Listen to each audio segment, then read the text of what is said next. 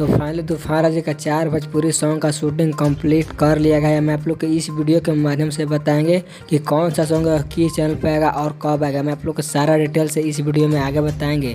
उससे पहले अगर आप लोग मेरे चैनल पर नए हैं और तूफान राजा को सच्चे वाले फैंस हैं तो इस वीडियो को दिल से लाइक करके चैनल को सब्सक्राइब जरूर करें।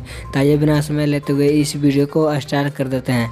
सबसे पहले मैं आप लोग को बता दूँ जो तूफान राजा का न्यू सॉन्ग आने वाला है उसका अभी पोस्टर रिलीज नहीं किया गया है, लेकिन आप सबके बीच 2 से 3 दिन के बाद पोस्टर रिलीज कर दिया जाएगा और उसके बाद सॉन्ग को भी रिलीज कर दिया जाएगा, क्योंकि तूफान राजा बहुत ही हाई लेवल का इस सॉन्ग को बनाने में लगे हैं। फाइनली उस सॉन्ग का शूटिंग कंप्लीट कर लिया गया है, लेकिन आप सबके बीच 2 से 4 दिन के बीच देखने को मिलेगा तूफान राजा ऑफिशियल यूट्यूब चैनल के माध्यम से।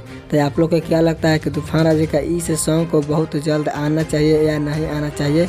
इस कमेंट के माध्यम से अपनी राय सुझाव जरूर दें। और अभी तक मेरे चैनल को सब्सक्राइब नहीं किए हैं तो सब्सक्राइब कर लें।